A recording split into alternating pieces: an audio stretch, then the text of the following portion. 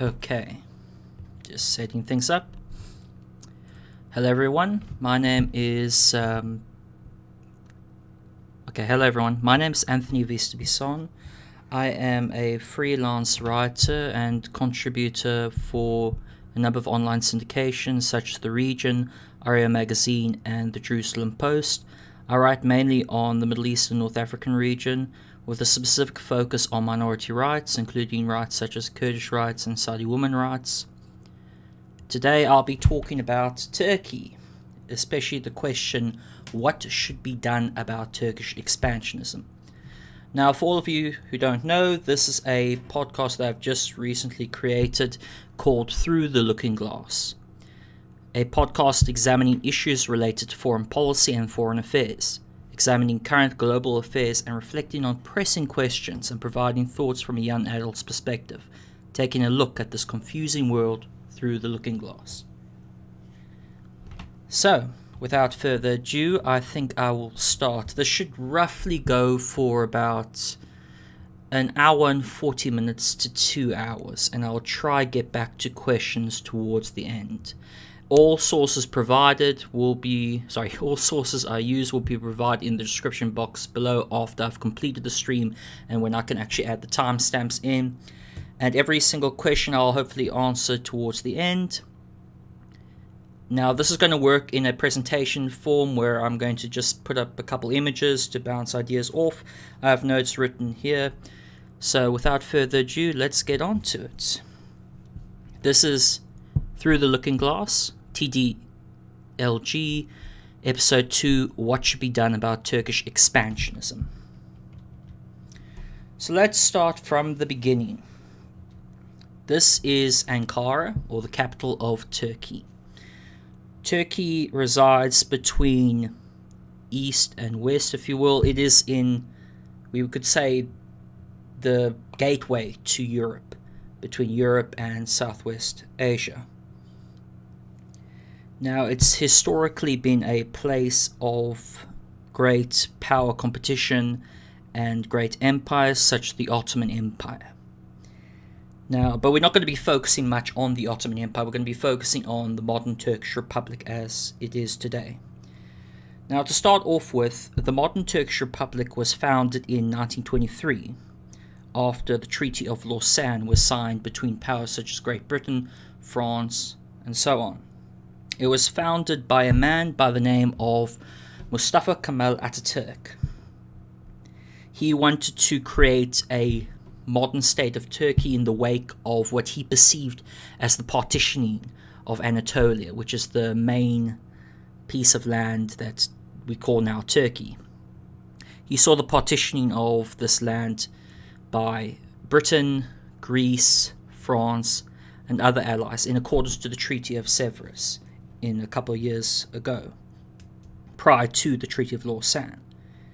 After a war of independence from 1921 to 1922 against various different forces led by Atatürk himself, the Turkish state was put into existence under the Treaty of Lausanne. Now, what needs to be noted is that there's this romantic notion about Mustafa Kemal Atatürk. There's this romantic notion that he was a modernizing figure, a secular figure, a figure really that brought into existence Republican and Western values into the state of Turkey. But what is often disregarded in noting things about Atatürk's history and the founding of the modern Turkish Republic is that Atatürk established a one-party state under his CHP. He established a one-party, one-people, one-nation state. So that's to say he tried to make a Turkish homogenized state where minorities were discriminated against and fought against. These being things like the Greeks and the Armenians and of course the Kurds. A number of Kurdish uprisings that happened even during, the war for, you could say, independence by the Turkish Republic were things like the Koçyeni Rebellion, which was put down by Atatürk's forces in 1921. We have the Sheikh Zayed rebellion, which was put down in 1925 by Atatürk's forces. And then, of course, we have other rebellions such as the Dersim rebellion that occurred in 1937. All these are just some examples of various uprisings that occurred within Turkey during the span of its birth, if you will, as a modern state. Now, it's important to note Atatürk because we will later come back to him when it comes to the idea of mostly things like Kemalism, which is it's a sort of an ideology that was created by him and also really after him as well, which maintained a strong emphasis on military order and essentially secularism within the Turkish state. We'll come back to that when we talk about President Erdogan towards the end of this podcast. But now that we've covered, I guess, Atatürk, we can also cover the first of many of Turkey's expansionist type policies towards annexing pieces of land nearby it. So let's go to the first example. The first example we'll take is the Sanjak of Alexandretta. For all of those of you who don't know the Sanjak of Alexandretta, it was a province that we now call as Hatay province within Turkey's southwest. It was formerly under the Ottoman Empire prior to 1923, and it was later annexed by, not annexed, but essentially rendered under the Sykes-Picot Agreement by the French and British, which established mandates, one of these mandates being in modern-day Syria.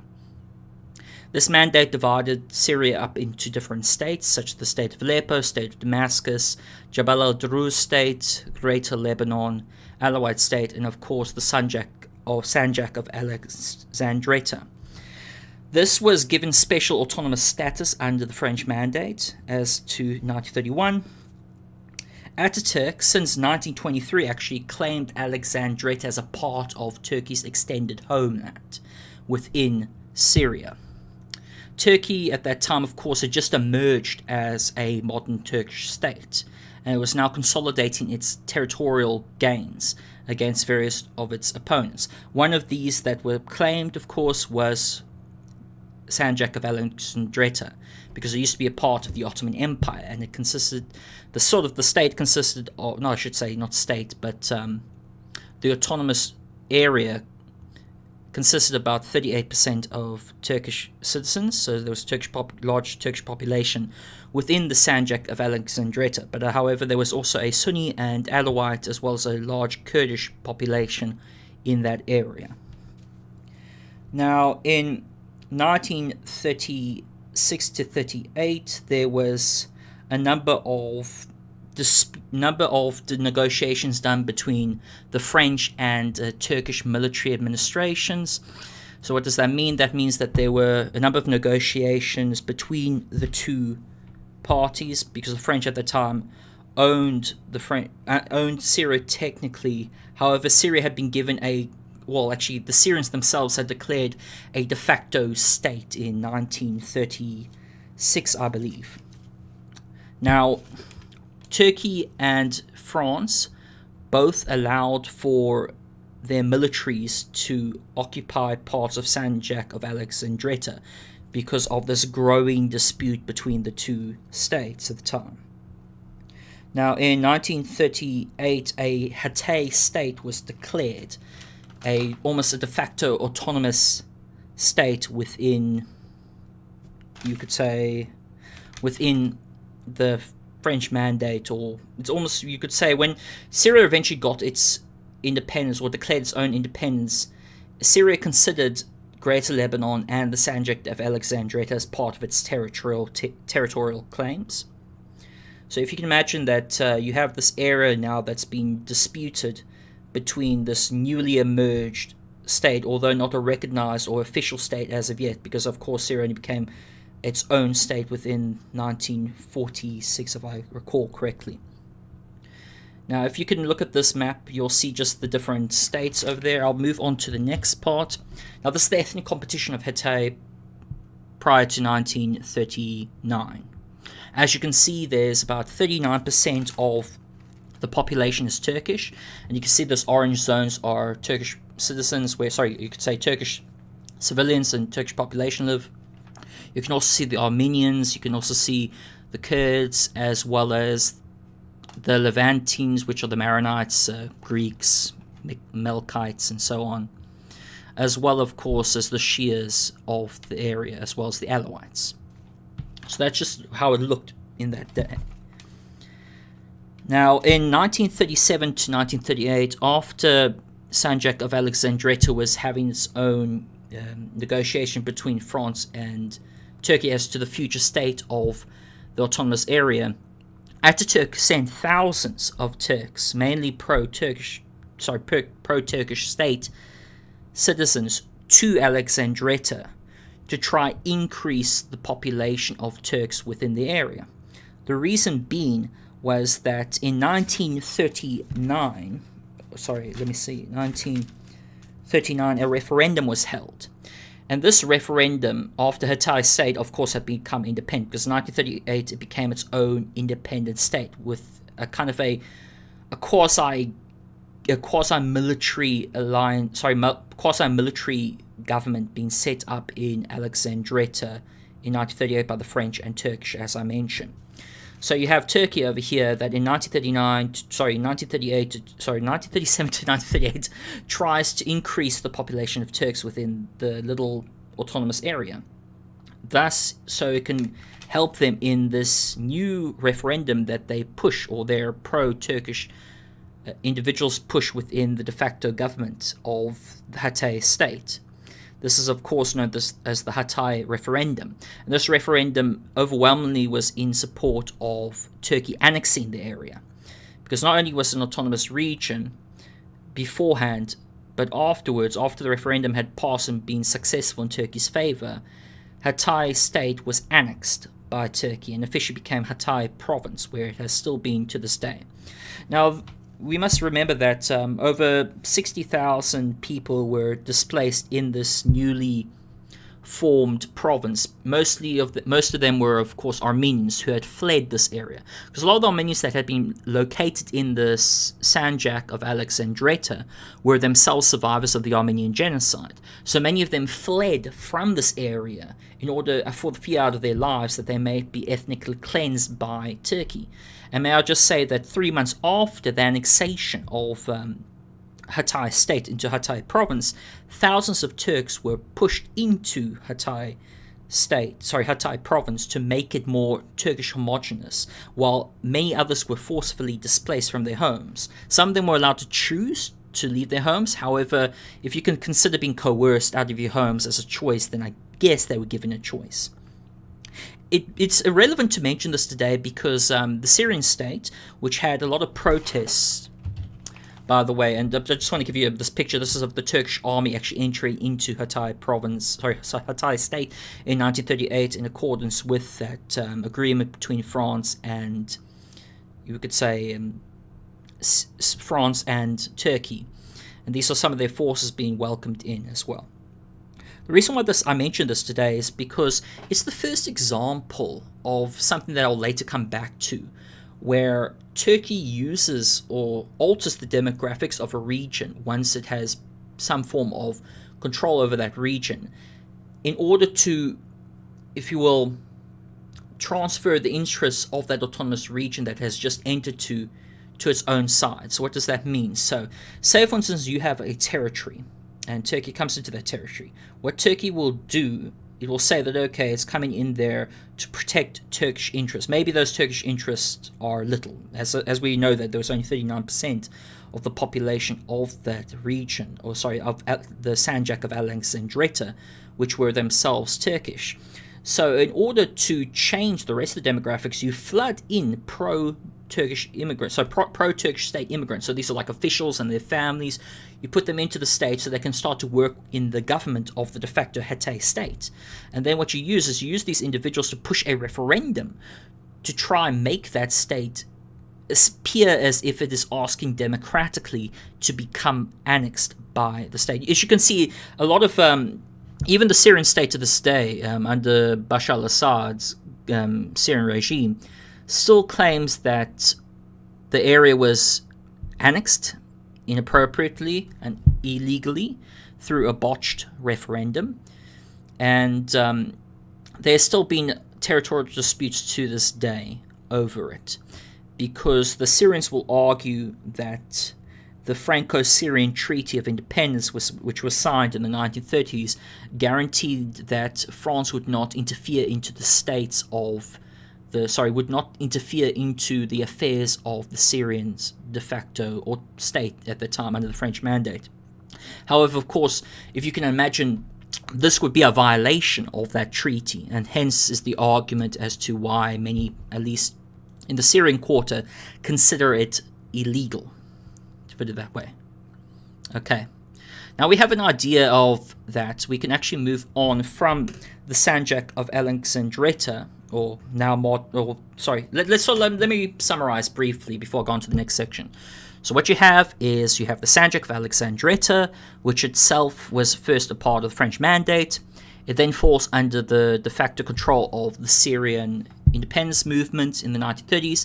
It then becomes its own, even though it has its own autonomous status, becomes more autonomous in 1938 with the formation of the Hatay state.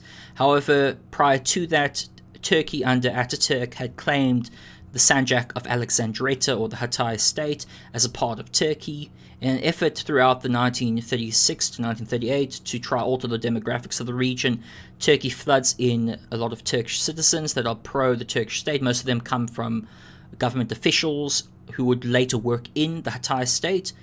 Once the Hatay state is established, it has joint military control by France and Turkey. This angers, of course, the Syrians, who themselves say it's a violation of the Franco-Syrian Treaty. And after which, in 1939, there's a referendum where the Hatay state de facto comes into the possession of Turkey and is annexed, where 3 months afterwards, the population is demographically changed, which many people would consider an element of ethnic cleansing. So that's the first example in the modern Turkish state's history. A lesser known example, may I just say, of Turkish annexation. Okay, now that you know that, we can actually move on to much more evident or much more clear example of Turkish annexation. And the reason why I just want to mention again why I mentioned the Sanjak of Alexandretta is to show you the nature of this now emerging Turkish modern state, where you have the state who is supposedly secular, supposedly modern in its orientation, engaging in past activities that were very familiar to the Ottoman Empire. So just keep that in mind.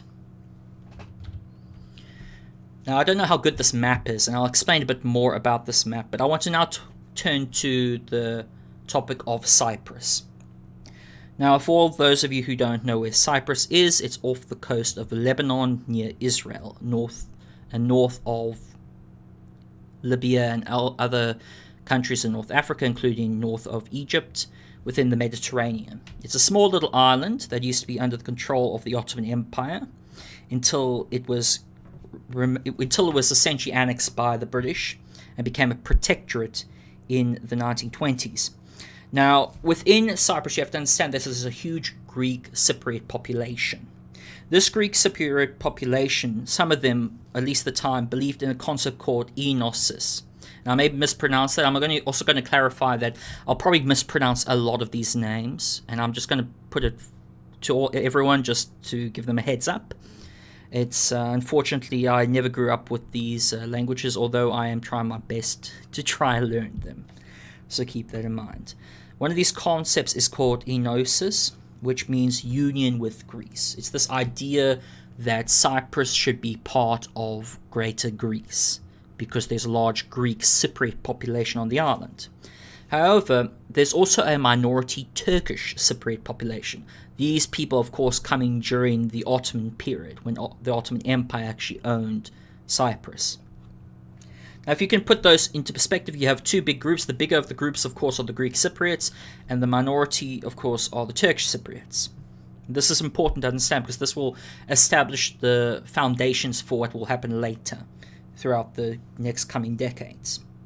Now, prior to 1960, as I mentioned, Cyprus used to be a British protectorate. However, in 1960, the Cypriots declared independence of their own accord, 1916.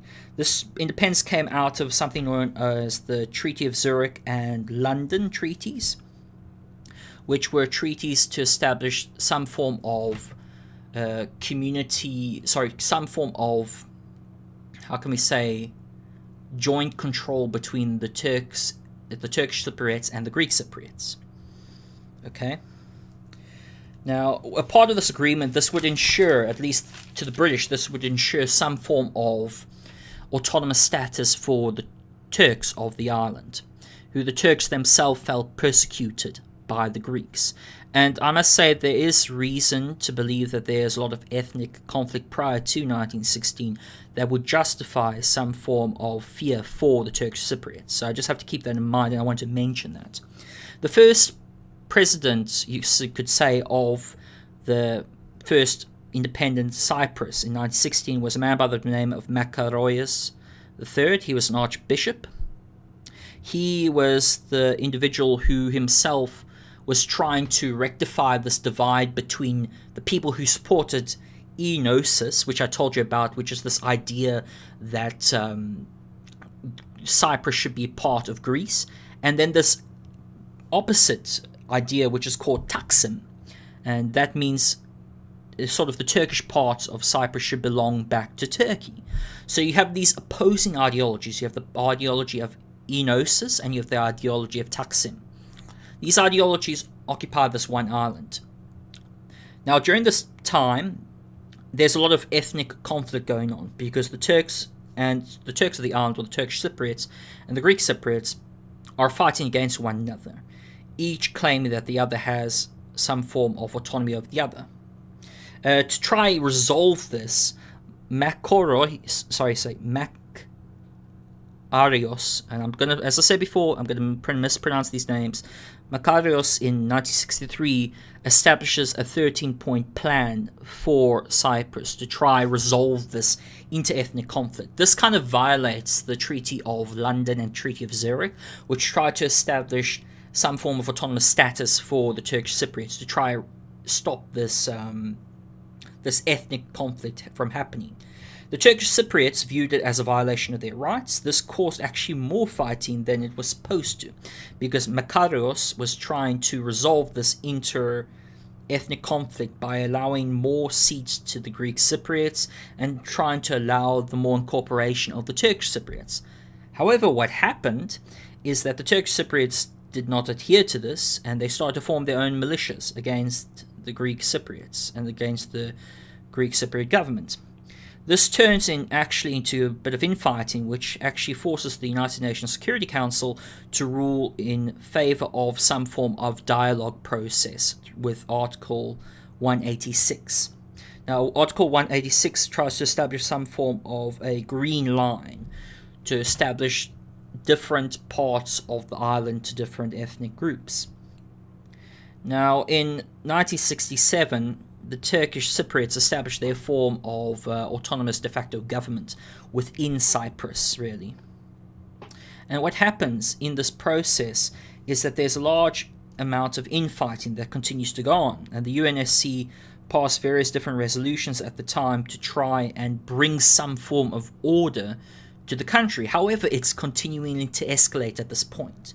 And by the way, I'm giving you the historical context so you can give you can understand a wide perspective of what I'm going to mention a bit later regarding Cyprus. Now, this all culminates in 1974, when on the 15th of July, a coup in Greece establishes a military junta. This military junta believes in enosis. Remember the concept I told you about earlier? Enosis, where the Greek military junta tries to annex the island of Cyprus in 15th of July. In response to this, the Turkish government views it their obligation to protect the Turkish Cypriot population. So in 1974, on 20th July 1974, the Turks invade the north of the island. However, they only invade 3% of the island under Operation Attila. This was done so, at least their justification for doing so, was to try and protect the Turkish Cypriots of the island from potential ethnic cleansing. Now, Under Article 4 of the Treaty of Guarantors, the United Nations thought that that would be justified because a guarantor state can intervene in the affairs of another state if it's in regards to restoring order or protecting a certain ethnic group at the time. And they viewed at least the Turkish intervention into the north of Cyprus, at least the initial one on 20th July 1974, as being justified, at least in international law. However, it's never that easy, is it? In 1974, in August of 1974, the Turks invade 37% of the north of the island, under the second invasion of northern Cyprus. The justification for this under the Turkish government was to establish peace in the region. Now, of course, you may think to yourself, wait, what? So, let me get this straight. You intervene into the north of Cyprus to capture 3% of the island. That actually results in the collapse of the coup and the establishment of a democratic government within Greece again. It actually stops the whole enosis process. Now, you would say, job done.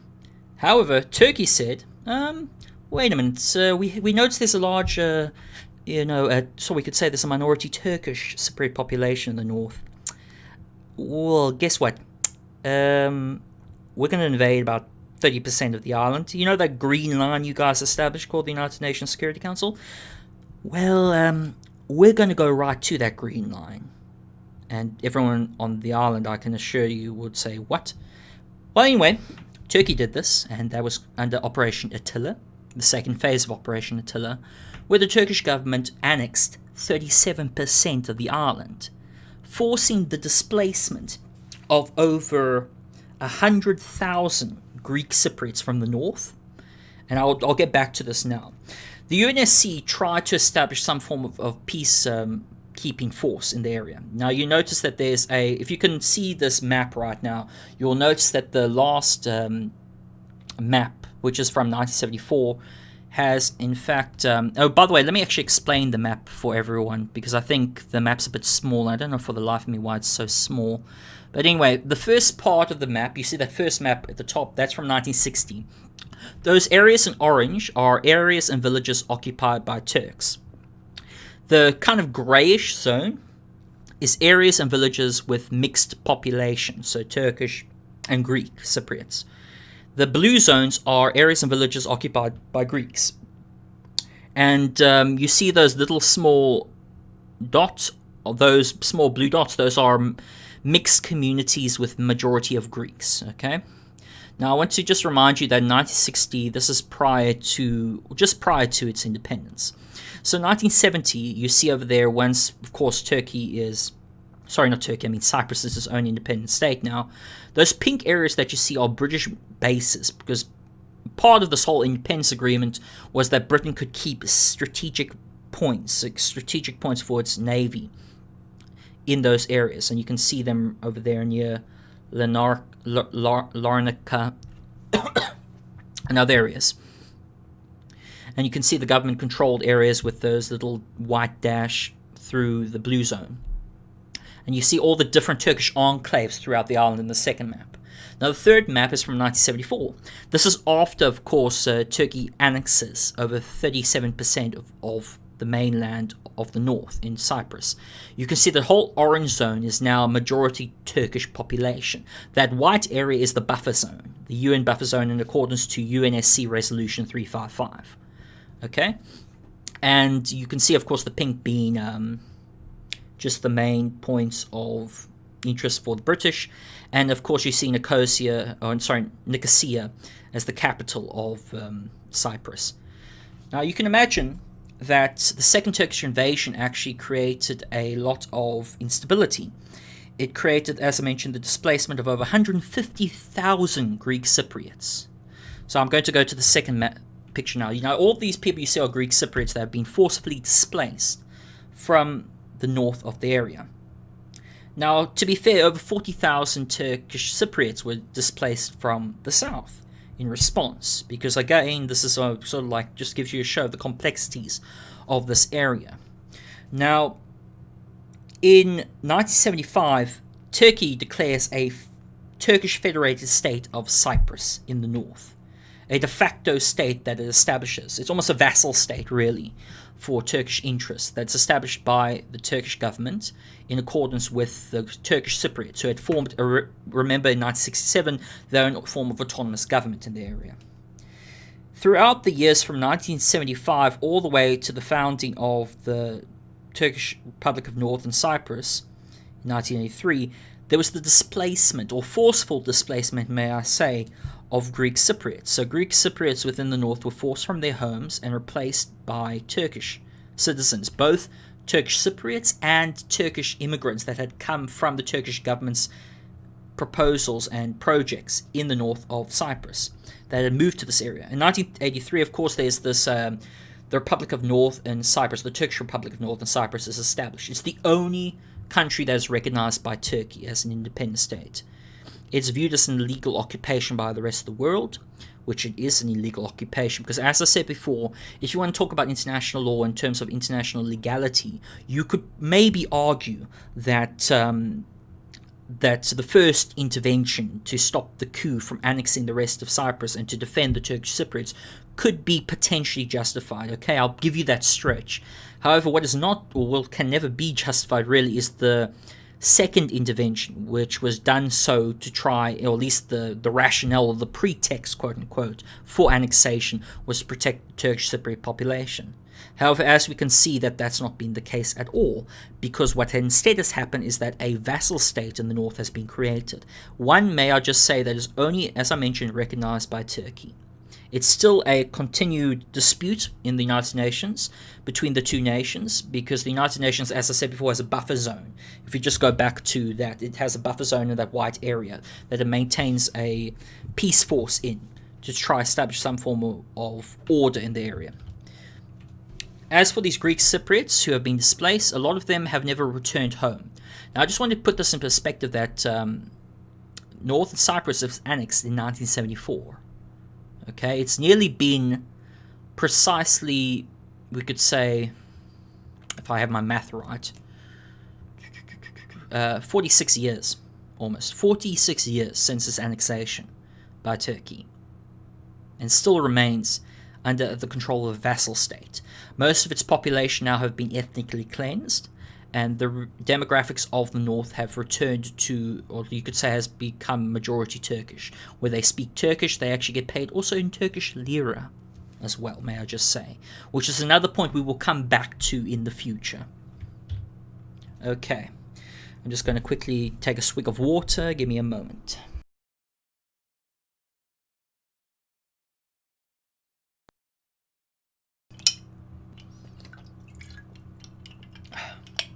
Sorry about that. Oh, I should also mention, before I go on, I've got my notes actually to mention this.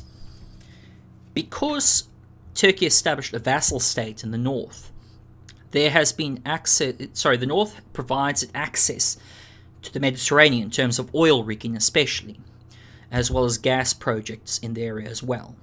This has been a continued dispute right up into the 90s as well, between Greece and Turkey, because Turkey uses the ocean that surrounds the north of Cyprus under the pretext that the Northern Cyprus government has given them permission, although we know it's a vassal state in the area, for projects to occur and for the Turkish military to conduct military operations in that northern area. It's important for the Mediterranean disputes at the moment between Greece, Israel, Egypt, Libya, and Turkey, because Turkey is wanting to extend its oil rigging projects across the whole of the island's ocean around it, which would be illegal under maritime law. Now, this is, of course, an ongoing dispute, and this is why, for example, Cyprus, Israel, and Greece all have become strongly connected over this issue to prevent Turkish expansionism into the Mediterranean Sea when it comes to oil projects and gas projects. It's a very important point of contention that we will return to a little bit later. Okay, now we move on to this man over here. His name is Recep Tayyip Erdogan. He is the president of Turkey and the founder of, or sorry, I could say co-founder of the AKP, or the Justice and Development Party. Erdogan has been a founder of this party since 2002. He's also been prime minister of this party as well. And of course, since 2014, he has been the president of the Turkish Republic. Now, Erdogan views himself as a revolutionary figure in terms of Turkish politics. He wants to be viewed as the next Atatürk, except of course with a more Islamist edge to him. Now, part of this has to do with the fact that the man has been, since 2002, along with his party, been gaining a majority of seats and turning the state's institutions more Islamist in nature. So what does that mean? That means the construction of more mosques and religious schools, the construction of more projects in favor of trying to, you could say, bring Turkey into the EU atmosphere, if you will. And I'll get back to the EU and Turkey later when we talk about what should be done about Turkish expansionism. Now, when it comes to just Turkey in general under President Erdogan, is that President Erdogan, since you could say 2008 really, even if you want to go earlier than that, with Ergenekon, a kind of this false allegation that there was this internal deep state working within Turkey to undermine the Turkish government's moves in the country, has been working to consolidate power for himself and his party since 2008. And this comes to loggerheads with things such as the Gezi Park protests and the cracking down of the Fethullah Gulen movement within Turkey. For all of those of you who don't know what the Fethullah Gulen movement is, the Fethullah Gulen movement is led by a man by the name of Fethullah Gulen. He used to be an ally of Erdogan. He leads this kind of, it's kind of very confused like cult, I would say, for Islam. It used to have control of the intelligence apparatus within the state, and used to be a firm ally of Erdogan, okay? I should say not security apparatus, but more the deep, it had sort of like a quasi-deep state within Turkey. In 2013, there was a falling out between Fethullah Gulen and Erdogan because Fethullah Gulen wanted more power of the security apparatus of the state. Of course, Erdogan himself, looking out for his own interest, thought that'd be a potential rival to his power, and therefore he set about cracking down on not only the Fethullah Gulen movement, but as well as other members of the public. This, of course, led to the protests in 2013 with the Gezi Park protests. In 2014, he becomes president, of course, and in 2016, there's a failed coup against him. He accuses the coup plotters of trying to undermine the Turkish Republic. A lot of these coupists, as I called them in an essay I did back in the time it was actually happening, these coupists were Kemalists. So these are, as I mentioned to you about Kemalism earlier, about with Atatürk, the Kemalists believe in this secular military type government within Turkey. They view themselves as the you could say the buffer towards radicalization. There's been a number of coups within Turkey's history. One of them happened in 1980. I mentioned in prior podcast when I was talking about Rojava, about Evren's coming to power in the September coup in 1980. These Kemalists view themselves as a special class within Turkey's government in order to re-establish order in times of radicalization within the state. In 2016, in July of 2016, these coupists tried to take over the government and oust President Erdogan, who they viewed as an Islamist president doing negative service to the Turkish Republic. In response, Erdogan calls upon his own very loyalist and Turkish nationalist and Turkish Islamist people to come to his aid and defend his party and his government. This is actually quite successful, of course, where Erdogan, after the coup is done, he locks not only just those coup plotters, but thousands of journalists, academics, judges, and so on, and members of the public under the allegation of alleged ties to FETÖ, or the Fethullah Gulen movement, as well as of course the Kurdistan Workers' Party, or PKK. This is the justification for the consolidation of power by Erdogan within the state of Turkey. he actually tries to also, through referendum, a botched referendum in 2017, I should say, he empowers himself more. He gets rid of the position of, no, sorry, not 2017, I think 2018, gets rid of the position of Prime Minister and becomes President, as almost the Commander-in-Chief, to sort of consolidate his power within Turkey even further. So it's important to note President Recep Tayyip Erdogan, because he will be relevant for the next part of this podcast. Okay, now we're going to go and move on to the military operations that Turkey has conducted in response, really, to the consolidation of power by President Erdogan. Because President Erdogan, unlike other leaders, has been much more, as we can say, expansionist. So what does that mean? He's been a bit more neo-colonial in his operations. He's tried his best, for example, in the Syrian war, to back the opposition against Assad, or the Free Syrian Army, and their Syrian National Syrian National Coalition, which is, as of course, this de facto, you could say, political body for the opposition. Now, in 2012, and since 2012 and 2013, I should say, Turkey has been the main guarantor for the main opposition in the north, mainly consisting of the Free Syrian Army. He's been the guarantor for this entity within the northwest of the country, which has its own provisional government, the Syrian provisional government, which is based in Istanbul, and of course Ankara as well, within Turkey. Now, many would argue that since 2014, at least I would argue that since 2014, Turkey has really used this opposition group as a vassal state for its own interests in the region of Syria. Okay, and we'll see why I believe that in a coming short couple of minutes, basically. Now, you can see on the map right now, this comes from TRT World, so just keep that in mind. This is Turkish state media or international media. It's still, the map's relevant, I will still use, okay? Just ignore the other characterizations and labels, because I don't agree with them necessarily.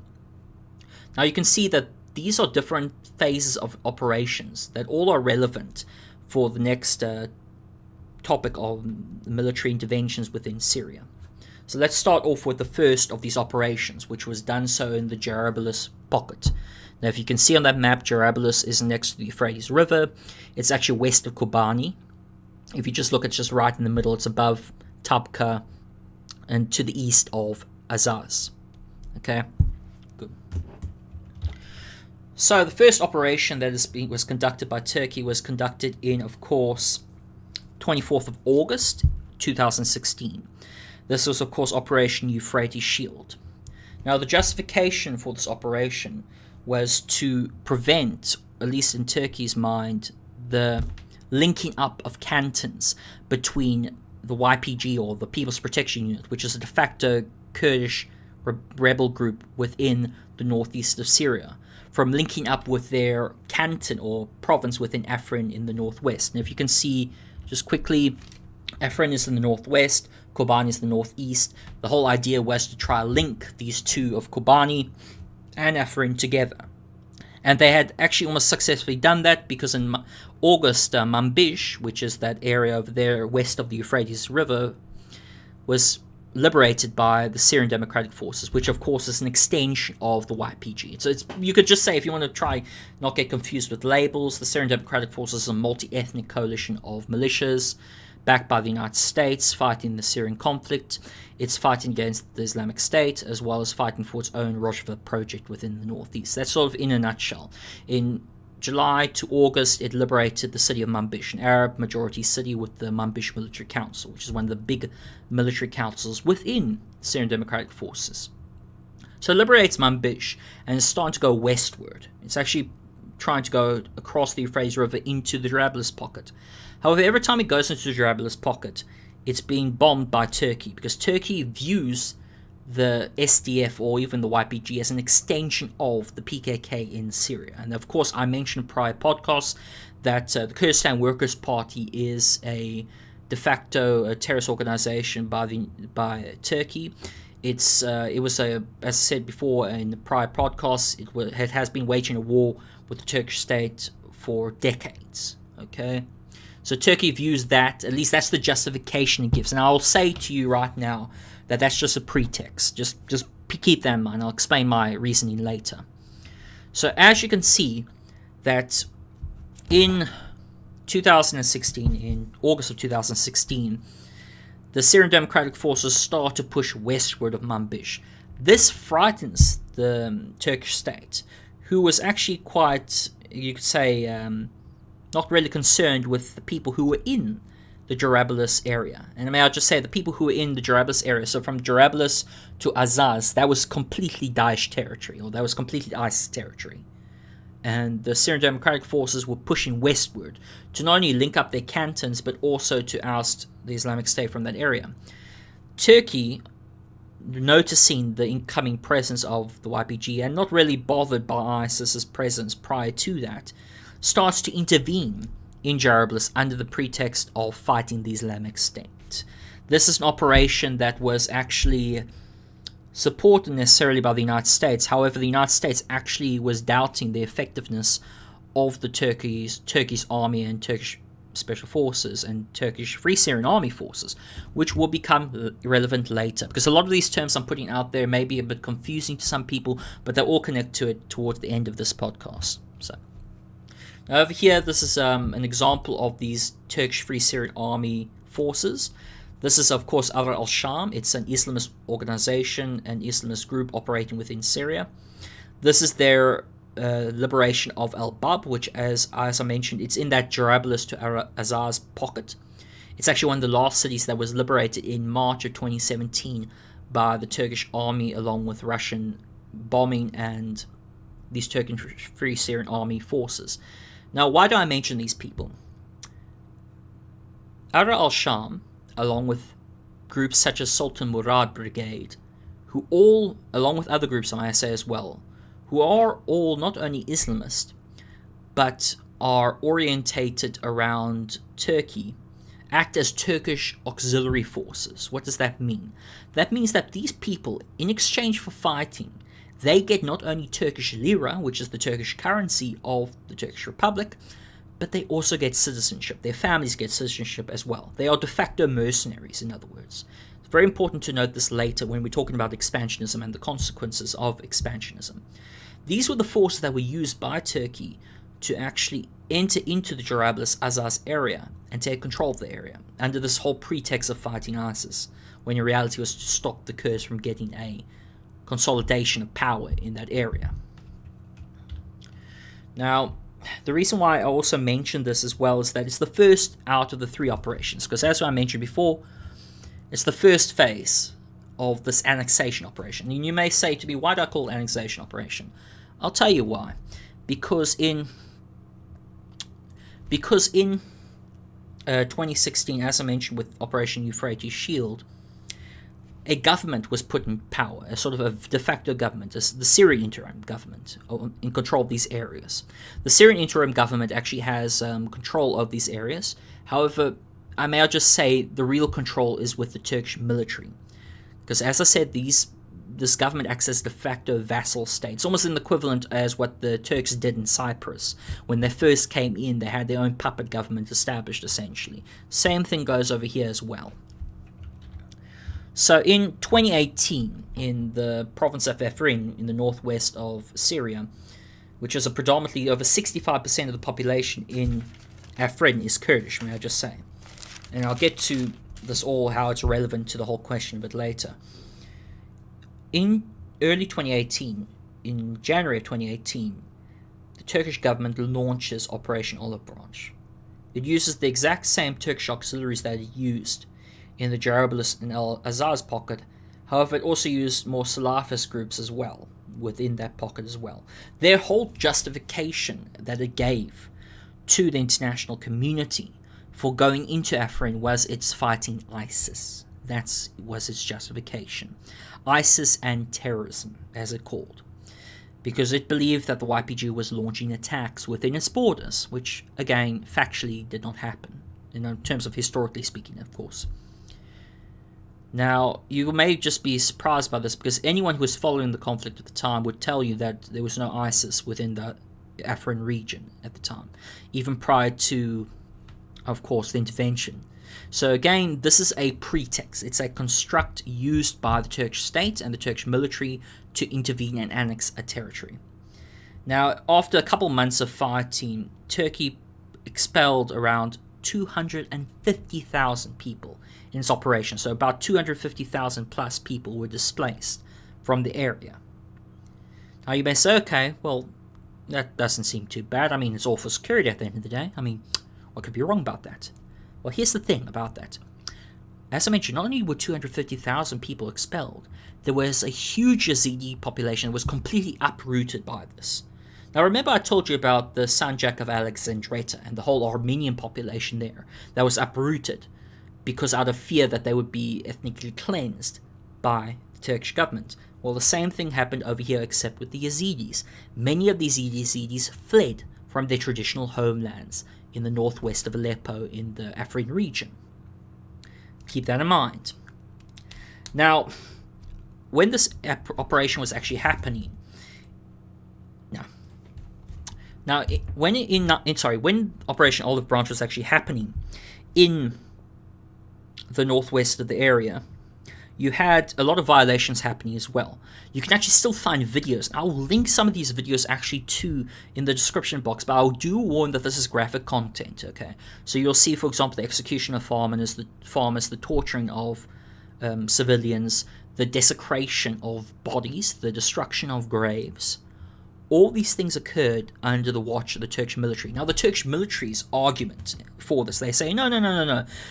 These are the proxies doing it. These are the Turkish auxiliary forces doing this. The Turkish state does not, promote this activity. However, my criticism would be, if that is so, then why not take a lot of these people to trial? Why not, for example, when Afrin was eventually captured by Turkish forces, why not take a lot of the looters who looted a lot of the homes and shops in Afrin city, why not take them to trial and jail them, or punish them, or condemn even the activity to begin with? No, none of that happened, really. And if it did, it was only done by the Syrian interim government, and may I just say, it's a vassal state, a puppet state for Turkey in the area. Now, a part of what happened in Afrin as well was that a lot of the homes that were vacated after the displacement of over 200,000 people were taken up resident by Arab settlers, mostly from places like Eastern Ghouta, because as we remember, back in 2018, Eastern Ghouta had just been captured by the Syrian Arab Army and the Syrian regime at the time, through brutal means as well. So this area was captured, and then it was taken over by the Syrian Arab Army, who expelled a lot of these fighters back, and these fighters were then taken, and their families, and given essentially free residency in a lot of the former homes of Kurdish civilians. And here we go again. Not only did that happen, but also Turkish lira was paid to a lot of these mercenaries. So we must understand that, first of all, Syrian lira is not being used, okay? Syrian lira is not being used right now, okay, for the payment of these fighters. It's Turkish lira. Syrian citizenship is not being given to these fighters, it's Turkish citizenship. Now you may say, okay, if this was just done for security purposes, okay, and this was just a temporary operation, then why give these people homes? Why, in other words, why give these Arab settlers homes? Why give them citizenship? Why even propose a referendum to have, may I just say, remember the Sanjak of Alexandretta with this phony referendum? That was a proposal made by the Syrian interim government of Afrin. They proposed, why not we just become a part of Turkey? And here we go again. Is it a fair democratic representation to have a referendum when nearly over 300,000 of the original inhabitants are expelled and living elsewhere? And when more of them have been replaced by Arab settlers, change the demographics, arguably something that would be classed as ethnic cleansing? No, I wouldn't say that's fair. I would say that that's just an excuse for annexation, or legitimization of annexation, to put it that way. 1 second, let me just have a sip of water.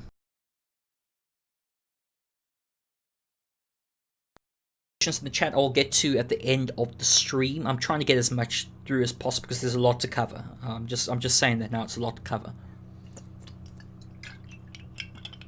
So bear with me.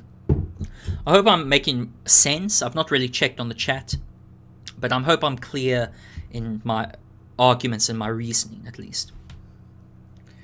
Now, what also happened in Afrin is it became a de facto police state, where there was curfews administered, where there has now been infighting in these areas between different Turkish auxiliary groups, where stability in this area has become non-existent, really. And it's acting as a dumping ground for Turkey's refugee population that it has within its borders from Syria. That also has to be kept in mind. This is an example of the Shaba region. The Shaba region is near Tel Rifat. It's in, I would actually go back to the map, hold 1 second. Okay, you see over there that little yellow pocket just under Afrin and near Azaz. That's known as Tel Rifat. It's in the northwest of Aleppo. There's just about, if you can see, just where the Azaz where the Afrin little arm sticks out. If you go under that, that's where the Shaba region is. Okay? So, the Shaba region has thousands of people who, by the way, come from Afrin. They are now living in these essentially UN-mandated refugee camps. They lack proper facilities. They lack proper running water, electricity, and they have to exist in this kind of precarious situation between the Syrian government, on the one hand, Turkish Islamists on the other hand, who are bombing them with the help of the Turkish military. Okay, so keep that in mind. Now we move on to the final operation. The final operation we'll mention here, and why it's relevant for this, and we'll try to tie this into the whole notion of Turkish expansionism, is we must mention Operation Peace Spring. Operation Peace Spring occurred in October of 2019. It's one of the most recent military interventions by Turkey. It was done with the help of the Syrian National Army, a quasi-official Turkish auxiliary force, trained by Turkish Special Forces, with the legitimization that this is the true representatives of the Syrian opposition and therefore Syrians in general who want to be free from Bashar al-Assad. That is debatable, of course, because again, one of the reasons why also Turkey invaded many of these areas is also to move the refugee population that it has within the state, that these refugees, of course, coming from Syria, wants to move these refugees all the way into these newly created security zones, as it calls them, or security buffers, what do you want to call them, while at the same time also displacing more people. May I just say, remember, over 250,000 people in Afrin during Operation Olive Branch alone were displaced. Okay? So in order to stop displacement, the Turkish army and state think that displacing more people will help. Now you can obviously see the logic doesn't work out there. And if you factor in the fact that there's now Turkish lira being paid to these fighters and their families, and Turkish citizenship being given to these fighters and their families, you can actually understand why many would argue that this is really just an annexation project in disguise, with the really fig leaf of international legal jargon being used to try justify this annexation in terms of saying that we're just fighting terrorism, or we're just protecting our interests, or these are excuses to try hide the reality and to try justify atrocities within the state and outside the state as well. So keep that in mind. Now back to Operation Peace Spring. Operation Peace Spring was launched in October of 2019. President Erdogan went to the UN General Assembly and declared that Turkey would establish a security zone across the north of the country. Northern part of the country. Now let me just show you quickly again the map. Wrong map. To give you guys back an idea. Now if you can imagine from Kamishli all the way to Jarabulus, Turkey wants to establish a security zone, almost like a buffer state, really, to prevent, quote-unquote, a Kurdish statelet from arising in the northeast. I, of course, view this more as just the annexation or the legitimization of annexation of the north of Syria by the Turkish state. I hope you guys also recognize this as well, because it's very important that we do recognize this, because when we talk about international affairs, it's sometimes hard to find the human element or try to understand the lingo being used, because a lot of these individuals will try to say, okay, we're doing this operation out of security concerns. So if we take the example of Operation Olive Branch or Operation Euphrates Shield, the Turkish government will justify these operations under the guise of fighting terrorism. Okay? And then when they do that, they'll not only annex an area, but they'll now move their population to that area and show no signs of pulling out anytime soon. They actually will show a permanent sign of staying there. Why? Because they'll try to influence their own infrastructure. They'll try to extend the governance of their areas to these new areas. They'll also pay their civilians and fighters in their own currency and give them citizenship as reward, only highlighting, trying to legitimize them as Turkish citizens. So for later, when a referendum may be held in these areas, that it's now will legitimize the essentially the annexation of this territory. And you got to realize that it's almost like it's quite sly in terms of its operation. I just want to say that Turkey is a NATO ally as well. And when it came to this operation, as well as Operation Afrin, NATO said that Turkey was working unilaterally. So this didn't actually have NATO support. Even though Turkey is a NATO member, NATO itself does not support Turkey's interventions into Afrin or in Peace Spring. Now, to get back to Peace Spring. Peace Spring was launched in October of 2019, where Ras Alan and Tel Abyad, these areas over here, these areas over here, Ras Alan and Tel Abyad, that whole area, if you can imagine, that whole pocket really was intervened in the third operation for Turkey. So that area, along with 15,000 Turkish Free Syrian Army forces, pushed into the area, and in that process they displaced over 300,000 people during that operation, which only lasted about, well, you could say it's technically still going, although it's in this quasi-state, so it operated for technically a month or two. However, it's still ongoing if you think about the infighting that's going on between Turkish forces and the YPG. Now,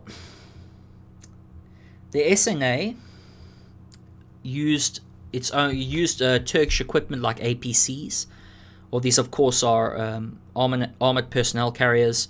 It was assisted by Turkish military jets. It was assisted by Turkish tanks, which by the way were provided by Germany, may I just say Leopard tanks.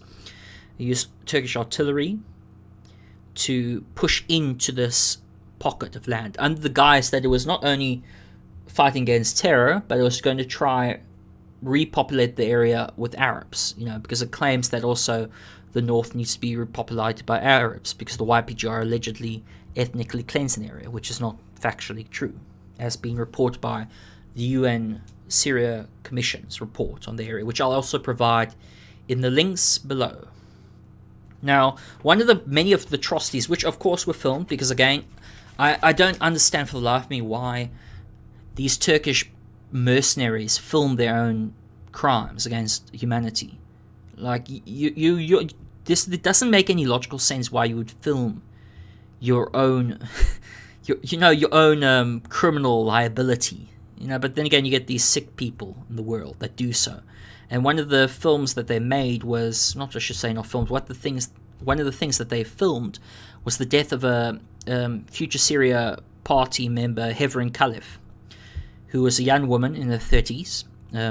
Her car was essentially shot by Turkish Free Syrian Army members while it was driving across the M4 highway, which is the highway that links, you could say, Aleppo to Kamishli, or actually should say Fish Kabur. It's one of the main highways, in other words. She was shot, her SUV was shot, she was killed, of course, but her body was desecrated. So it was not only shot, but it was kicked and then brutalized. It was filmed. You can still find the film as well. And the autopsy, of course, by the Turkish Crescent reported that she had died from gun wounds. So she was actually alive in the car, and she was just shot again, basically, in a brutal manner. That's some of the crimes. There's, of course, also the mutilation and butchering of civilians as well. All filmed, by the way, by these mercenaries and the auxiliary forces. All, by the way, they were not condemned by the Turkish state at all. None of them were condemned, which is another problem. Now, you can just see these are some of the numbers. As I mentioned to you, the UN has different statistics as well, because the UN statistics are changing. This is from the 18th of December 2019. Over 200,000 people fled their homes. Now, the UN will say that many of these people have returned to their homes, although that's disputed still to this day. Although that's just one of the statistics. And I just want to keep this in mind that this comes from the OCHA, which is one of the UN's reporting bodies on conflict zones. And it shows you all the displacement routes. You can see the displacement routes from the Turkish intervention just across the northeast, and how many of them fled to the Kurdish regional government, for example, in the north of, you could say, in Southern Kurdistan. You can see how many have fled to various different camps, such as Al-Hol and elsewhere. This just gives a good idea. I'll provide these statistics in the description box below.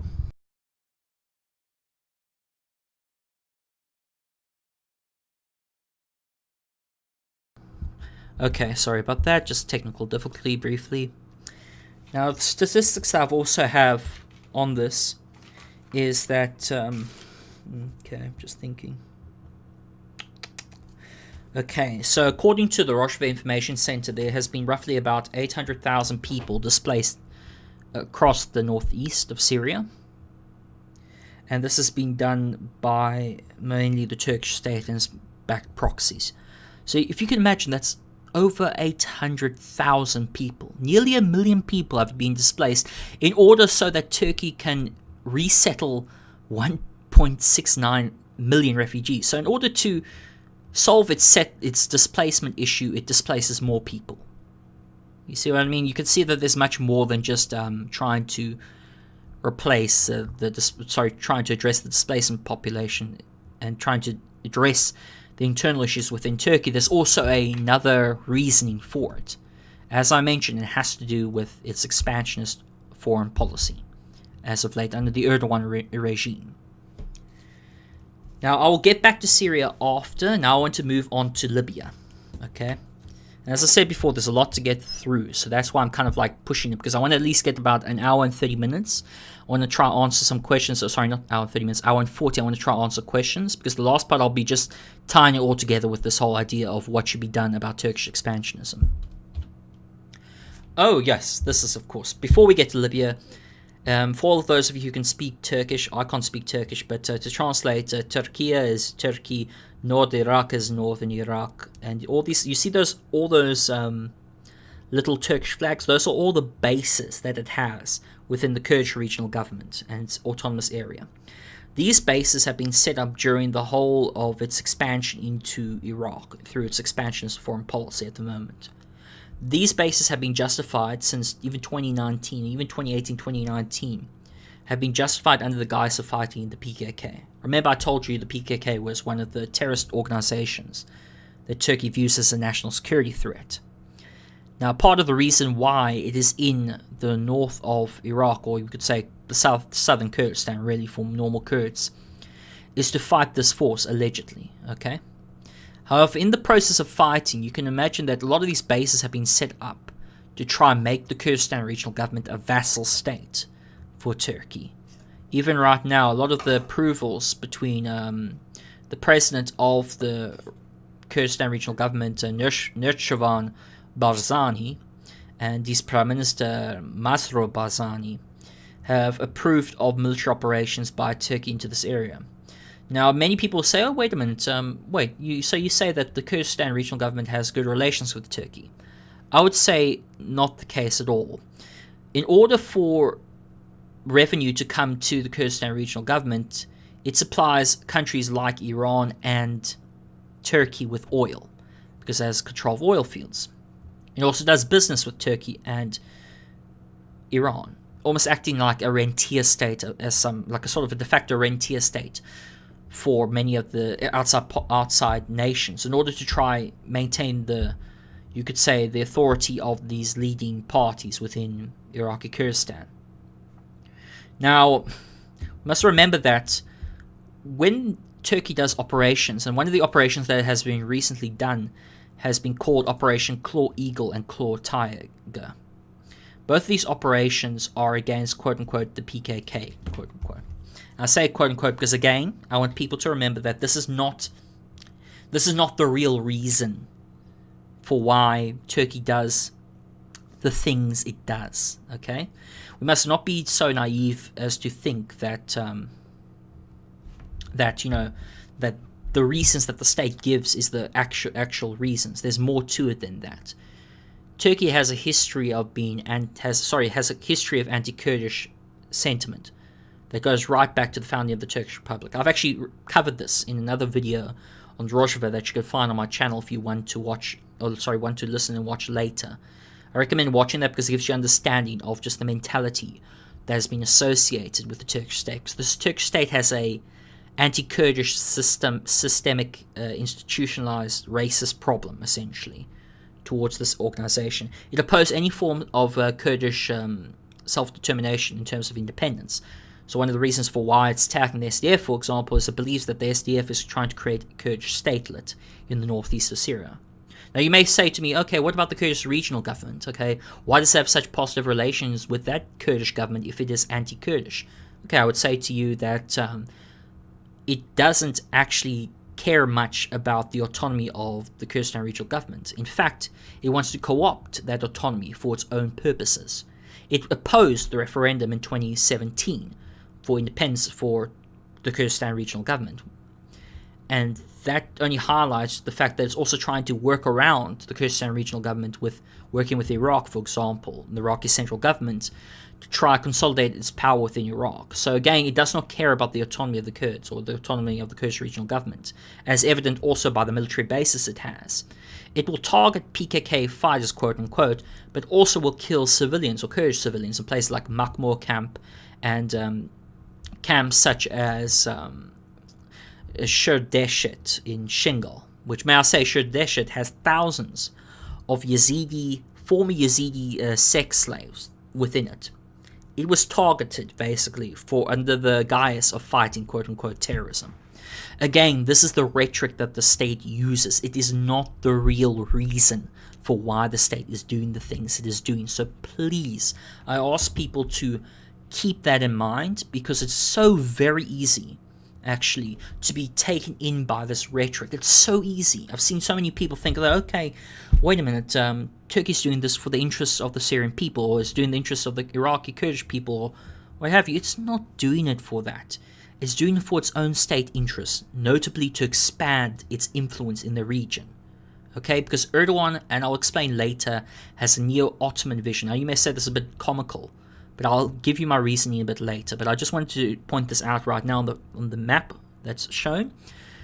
Turkey is at the moment engaged in Operation Claw Eagle and Claw Tiger against the quote-unquote PKK, or in other words, against Kurdish rebels. It's targeting civilians as well, and has a lot of bases in the north, showing its expansionist policy, which, may I just say, the Iraqi government and I don't think the Iraqi government, I think, the Iraqi government has said that the Turks have to leave the area because they're legally in the area, in other words. So just keep that in mind as well.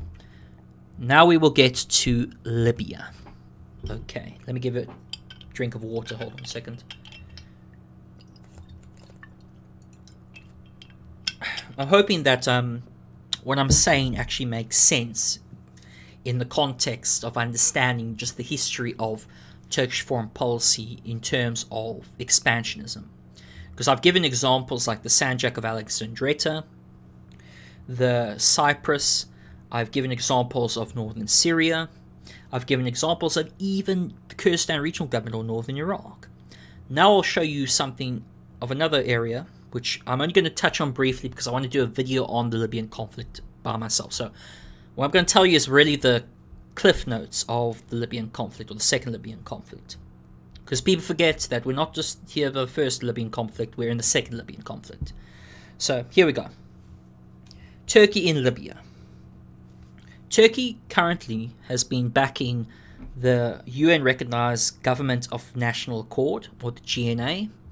Over there you'll see here is the man by the name of Prime Minister Fayez al-Sarraj. He's been the Prime Minister of the GNA since its inception in 2016 technically, because there used to be the GNC, which is the Government of National Council, whatever you want to call it. Now, I just want to mention just a brief overview of the Libyan conflict. Now, of course, there was the first Libyan war, which was led by the French-led NATO intervention into Libya to oust Omar Gaddafi.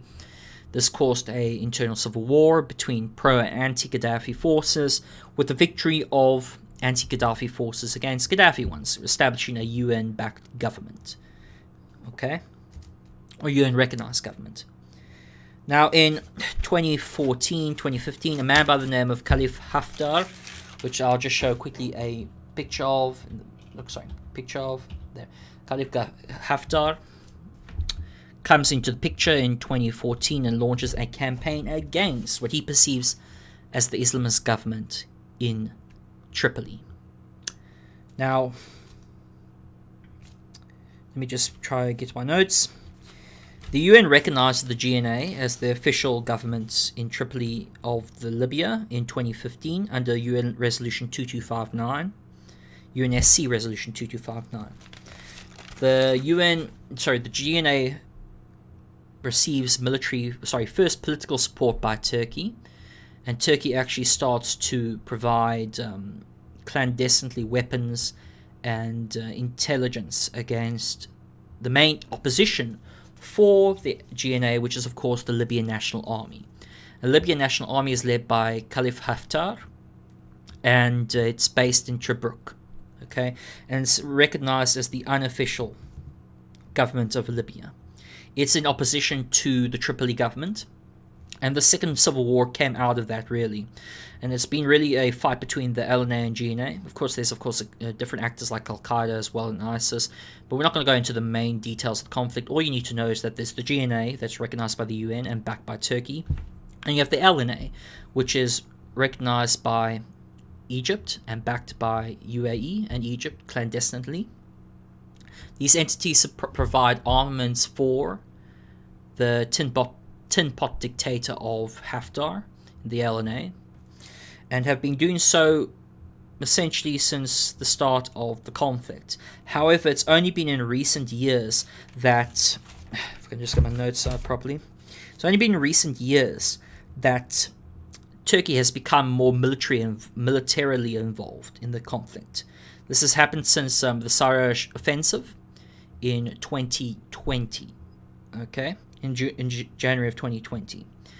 And this goes into a wider geopolitical conflict between Russia, Iran, and Turkey. May I just say Turkey is not necessarily any of these forces. It's more, it's just a bit complicated at the moment. But just to keep a long story short, these forces have been engaged in fighting. A lot of the forces that are backed both by Haftar and President Erdogan with Fayez al-Sarraj, they both include different Islamist elements, so different Islamist groups.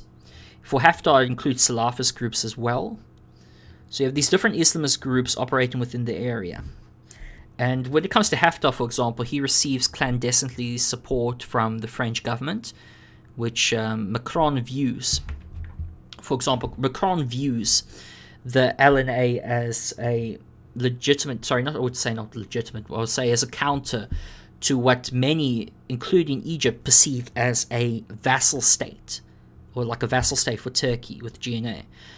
Because Egypt, for example, backs the LNA. Now, there's been a recent discussions of Egypt entering into actually Libya to defend its interests on the backing of the LNA. I just want to explain that when it comes to Egypt, the LNA acts as a buffer state, you could say buffer entity to the GNA, because they view the GNA as an Islamist vassal state backed by Turkey. And this is also the view of the UAE. And I would assume also the view of Macron. And we'll get back to Macron and Erdogan's ripple and the Bolton revelations as well, to sort of give a better understanding of this. But to keep a long story short, Haftar is fighting a war against the GNA. And this war has been going on since 2014, okay? And it's been going on for quite some time. As we say, it's 2020 now. And recently the GNA has been taking a lot of territory. And that's only been because the Turkish military has actually intervened militarily to back the GNA. It's actually deployed forces on the 5th of January, along with Turkish auxiliaries from Syria. Remember those Turkish auxiliaries I talked to you about? Namely the Syrian National Army and the Turkish Free Syrian Army? A lot of those auxiliaries are now in Libya. And guess what they're getting paid? They're getting paid in Turkish lira.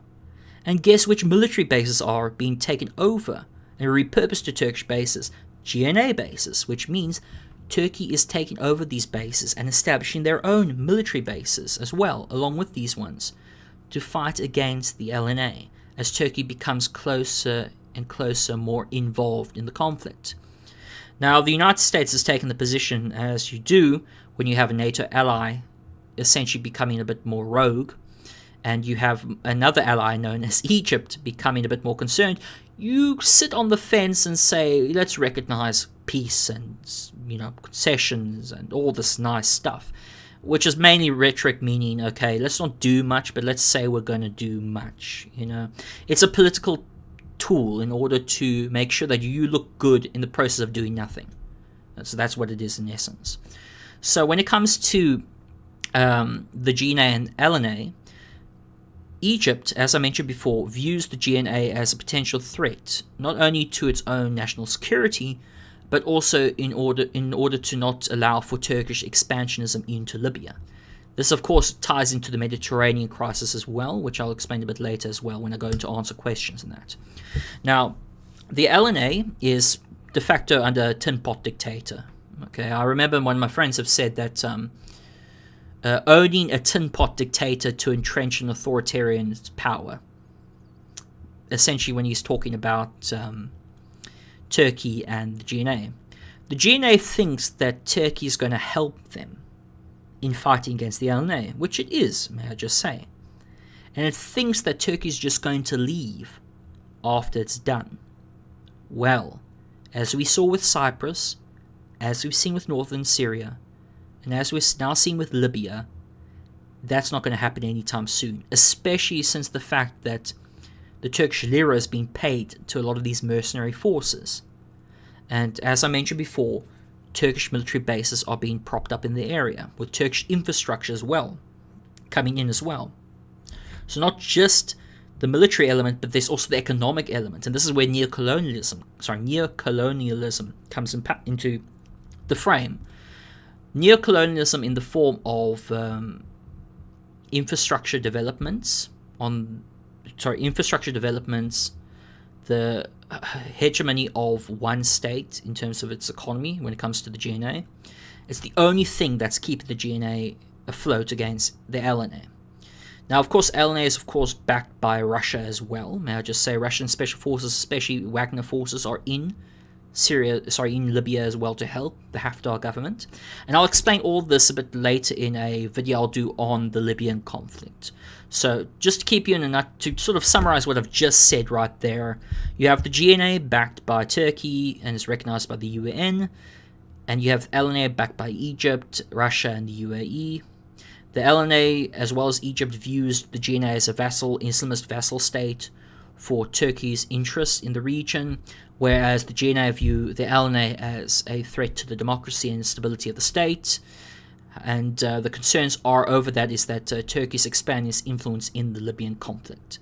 And this is where people have called, there's been articles written, and I'll sort of tag a couple of these articles as well into the sources after I've done, that have argued that there's a Syriafication of Libya going on, where you have different entities essentially backed by powerful state actors dividing up or partitioning de facto the territory of Libya for themselves.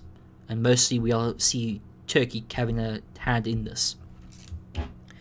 Now, to finish off, really, before I actually go into addressing the question that started this all. Now, the map that I've just shown you shows every single Turkish presence, true presence, in the world currently. Now, we have Afghanistan. We have, of course, Azerbaijan. We have places like Bosnia-Herzegovina. We have places like Albania, as well as, to a lesser extent, I think, Kosovo. We also have Cyprus. We have Lebanon. We have Syria and Iraq. We have Qatar. We have Libya. And we have Somalia. Just to name a few states that Turkey has a military presence in. Now, Turkey is expanding its military presence in Syria, as well as in Iraq, as I mentioned.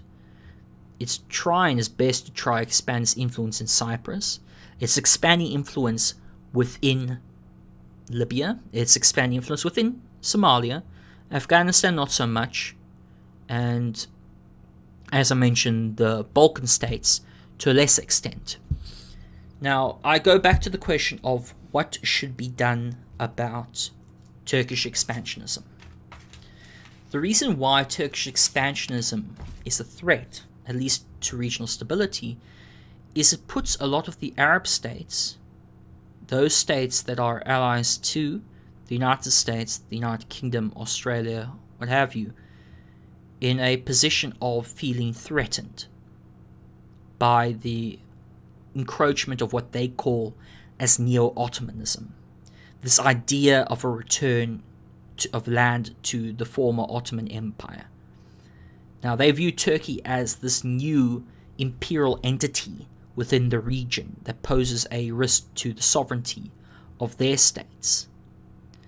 That's from a national security perspective as well.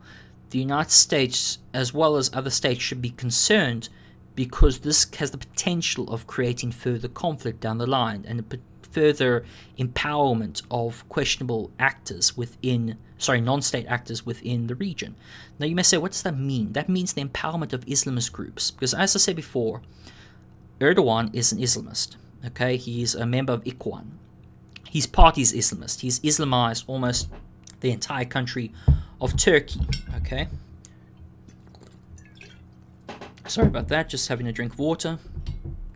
He has Islamized the area of Turkey. He is Islamizing the opposition in Syria. It's expanding influence in countries like Iraq, as I mentioned. This creates a complicated dynamic because since Turkey is not being restrained in its activities, this poses a sort of a dimension of what should be done about this state actor. My proposal, I guess, would be to administer some form of... Okay, no, wait, before I get to that. Now, that's from a national security perspective. Now, let's take it from a humanitarian's perspective. As I mentioned before, Turkey has displaced over 800,000 people in Syria alone. Okay? It is ethnically cleansing areas like Afrin and in areas such as Operation Peace Spring. It's changed the demographics of the region, which is against crimes against humanity, according to the Rome Statute, which I'll link, of course, as well. It is recording crimes against humanity as well by Turkish auxiliaries. It's allowing the normalization of such behavior. It's also further destabilizing an already destabilized state within Syria and Iraq. It's increasing its influence in Libya through neocolonialism. If you want to apply now the economic dimension, now there's been, of course, the introduction of an act called the Caesar Act into Syria, which has essentially put huge sanctions against the Syrian economy, as well as the Syrian lira, by putting sanctions on various Syrian regime officials. These officials have such as recently the president of the Syrian Republic, Arab Republic, or you could say the dictator Bashar al-Assad and his wife. The consequence of that is it means that the Syrian lira has put into freefall with over $3,100, I think, recently, US dollars to just 3,100 Syrian lira to just $1 US. It's hurting the economy and hurting Syrian lives as well. And this is, of course, due to the fact that the Syrian regime doesn't want to do anything about it and can't do anything about it at the moment. This also has a knock-on effect of hurting areas that the US backs as well. However, there's another factor that's not really addressed much. In areas where the opposition is, and where Turkey is, as I mentioned to you in Afrin, Idlib, Azaz, Jarablus pocket, as well as in Peace Spring, they pay their fights in Turkish lira. They give them citizenship, and even in Idlib, they're considering annexing the area under Turkey. That's sort of like the agreement that wants to be arranged between Russia and Turkey. So, put into this factor, you can also see how powerful the Turkish lira is becoming in that environment. And these are being paid to mercenaries, and meaning that more people will come over to the Turkish side to fight on Turkey's behalf as de facto mercenaries in some form of a, we could say, neo-colonialist fashion, really, in the area. What should be done about this is that Turkey should have sanctions imposed on it, especially on the government level, because this also goes to other factors as well. If you want to think about an international law perspective, and even an international perspective, the United States has sanctions against Iran, for example. However, Turkey provides an avenue through its banking system to allow Iran and Iranian officials to get their money in and out of the government. In and out of the state through Turkish banks. Those Turkish banks should be not only sanctioned, but also officials within the Turkish government should be sanctioned for that, first and foremost. Second of all, there should be condemnation of activity done by the Turkish state within places like Syria in terms of human rights abuses and international law abuses. Third, there should be some form of condemnation by NATO, because, as I said, NATO has not agreed with the last two interventions by Turkey, and Turkey's growing intervention into Libya. That's the NATO's position, said that this is a unilateral action being done by the Turkish state, which I think needs to be called out on. So I believe that NATO actually should do more now against what it perceives as a rogue state within its alliance. There should be something done about it. Because Emmanuel Macron was right when he said that NATO is brain dead. Because if it allows essentially rogue state actors like Turkey to engage in expansionist foreign policy that undermines the principles of NATO and the stability that NATO tries to protect, then it should be questioned as to whether it should remain a member of NATO at all. Another factor is that you can mention the fact that Turkey likes to threaten the EU, or the European Union, with the refugees every time the EU speaks out against Turkey. It's almost like a hostage crisis, if you will. It reminds me a lot like Iran when it comes to hostages and dealing with the United States.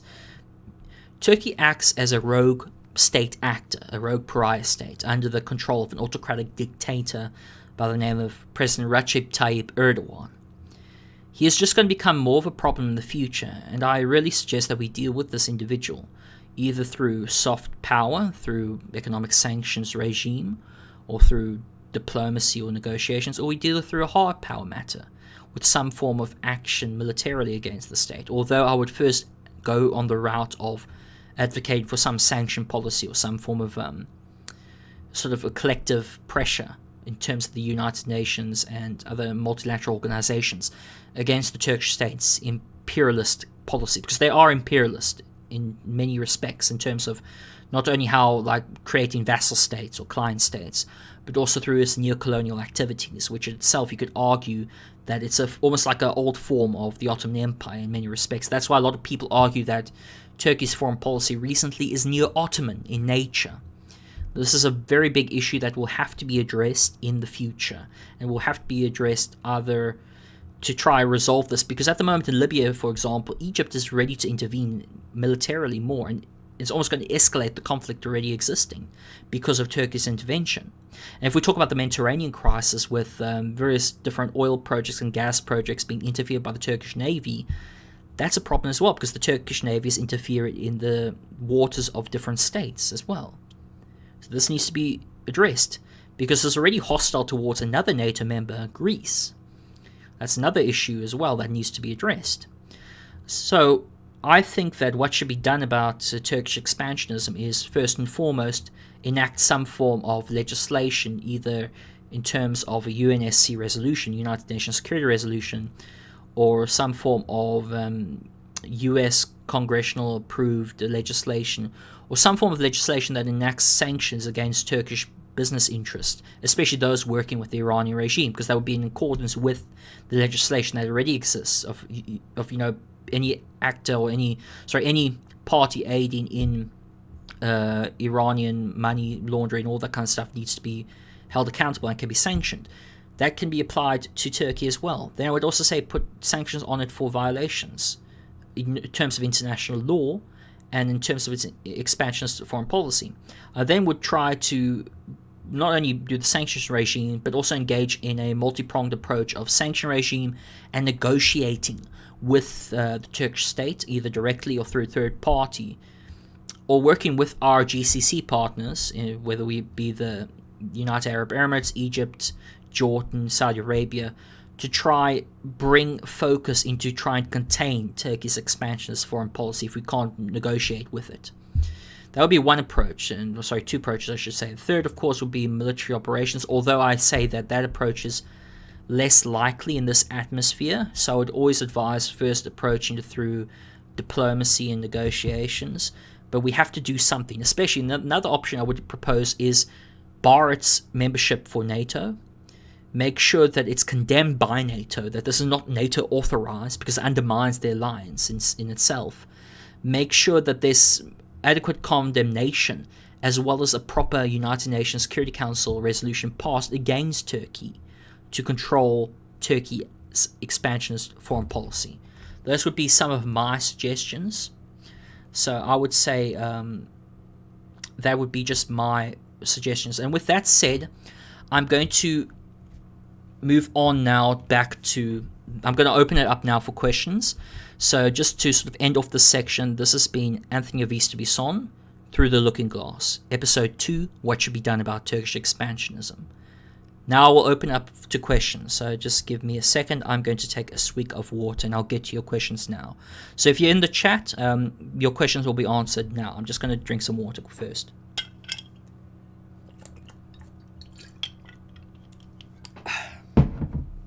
Okay, cool.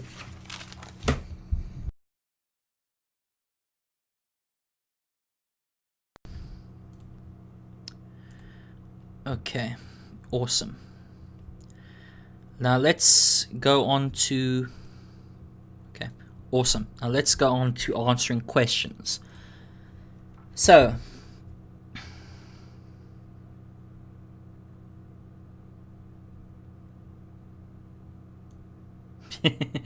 So there's a man by the name of... I don't know man, I'm not assuming the gender. But there's an individual by the name of... Chris... just has a long name, basically a long number name afterwards, and he asks, who invented baklava? More specifically, which modern country can trace its baklava tradition to the original creators? Also, can baklava be the secret to peace in the Middle East? I would actually say that he has a good point. I mean, it could be the secret to the Middle East. I mean, if you tried in Southern Kurdistan, it's a very nice dish. It's very sweet as well. I mean, if we just give everyone baklava, I'm sure that there will be automatic peace in the Middle East. Although, if we have arguments over who has, who's the original creators of baklava, then you may actually have a civil war on your hands. So it can be potentially peace or it could be potentially war. So, so that's a bit of a silly question. Okay, so now Dirty Dancer kind of says a rhetorical kind of statement here. He says that, shocking that the new Ottoman Empire would look to ethnically cleanse. I know, it's quite a shock actually. Of course it's not a shock to anyone, but it's quite frightening actually what the state is doing now and what's allowed to get away with, really. Because you would think that a lot of the stuff was in history in the past, that this stuff would not happen again. But you would be surprised actually just how it still happens, it still occurs, and how there should be something done about it. Okay, Hood Booger says, do you think Greece and Turkey will come to blows, Anthony? I said that they've already come to blows many times before. They had a crisis in the 1990s. They had a crisis even today. It's always been a diplomatic spat between the two. Whether it'll actually blow over to a military-wide conflict, I don't think so. However, if you want to ask me, do you think Greece and Turkey will come to blows? They have before, and they are currently at the moment, especially over the Mediterranean crisis when it comes to oil and gas. That's a big crisis that's actually unifying Greece and Cyprus and Israel against Turkey, because a lot of these countries view Turkey as violating the waters of their sovereignty. Lucifera Trestes says, is ISIS Turkey backed?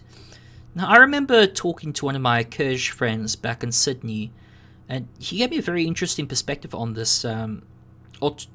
Ordinarily I would say that maybe it's a bit of a stretch to say that Turkey and ISIS are working hand in hand, because there has been, as I said, some form of attacks against Turkey by ISIS. However, he mentioned to me that there's special intelligence forces who actually work with certain Salafist jihadists within places like Istanbul, and to help them get across the border in order to bring about some form of intelligence interest for national security or something along those lines. Whether or not it's true, that's where I'm on the fence about. But would I say that Turkey is complicit in allowing ISIS to reign free? Yeah, it is. Remember, as Brett McGurk said in 2018, I think it was, he said that when Jarablus and Azaz was owned by ISIS, there was no border wall along that whole area. There was no border wall whatsoever. However, and ISIS was allowed essentially to have a lot of foreign fighters come in and out of Turkey. However, as soon as the YPG crossed over or tried to cross over into Jarablus, you had Operation Euphrates Shield, and then you had still a huge wall get erected from Kobani all the way to Kamishli, this big huge wall to stop the YPG. Yet if you look at the Azaz to Jarablus areas, there's no wall there. So you could sort of like make the assumption that the wall's there only really against the YPG and the SDF. It's not there to stop ISIS, because as I said before, the Turkish state is threatened more by any Kurdish like form of independence or any form of Kurdish uprisings. They say that they're against the PKK and all that kind of stuff, but again, this is a pretext. It's as I said, it's a language game. I mean, you could buy into the language game, but then it doesn't make sense all the time when you look at all different circumstances where Kurdish civilians are killed. You say, wait, if it's against the PKK, then why is it doing this? Why is it then changing, especially in Afrin, whole areas from the original Kurdish to Arabic or Turkish? Why is it doing that if it's simply against the PKK? You notice then, if you go past the rhetoric, you actually can see that it's not just against the PKK. It's against Kurdish self-determination and expression. And that has to be noted. Okay. Many ISIS fighters caught have stated that they were trained in Turkey. I want to also mention that that's from Lucifer Trustees. He's right. Especially those fighters that have been captured by the Syrian Democratic Forces. A lot of them have Turkish citizenship. A lot of the foreign fighters that have been captured, even by the coalition, some of their passports have been stamped in Turkey. A lot of them have Turkish passports. Some of them have come literally from Turkey and have been approved essentially into the areas of Syria to do crimes against humanity, against people. In other words, the Turkish state was fine, I would say, complicit really, maybe not fine, but complicit really, in these ISIS fighters and in these jihadists crossing in to Syria. They were complicit in this activity. If you just look at the papers as well, a lot of the oil, for example, that ISIS was smuggling out was going into Turkey. They were doing business with Turkey when they had the control of the Al Omar oil fields in Raqqa. And you look at the transcripts as well, it also goes to the Syrian government as well as the Turkish state. So again, there's definitely a connection between ISIS and the Turkish state. Whether or not it's you could say that to the point at which Turkey supports ISIS, I don't know if there's enough proof to prove that, but I know it's complicit. In other words, it does nothing really against ISIS. It's, as McGurk said, it was Turkey is probably one of the poorer actors in fighting against ISIS that the coalition had. It actually undermined a lot of the coalition's operations, because Brett McGurk was the special envoy for the global coalition against ISIS. This is his words, okay? You can find this in Foreign Affairs magazine. I'll link an article also to it when I mention all the stuff in the description box. Okay, the Jordanian philosopher says, what NATO should do about Turkey behavior against Greece and on the continued harassment of Greek forces. Okay, that's a very good question, and it's a very important question. I did somewhat answer or address that towards the end in my prior comments of the main podcast. However, I would say that there should be some form of mediating body between the two, because at the moment, who's the head of NATO again? NATO head. Jens Stoltenberg. That's his name. Jens Stoltenberg. Stoltenberg.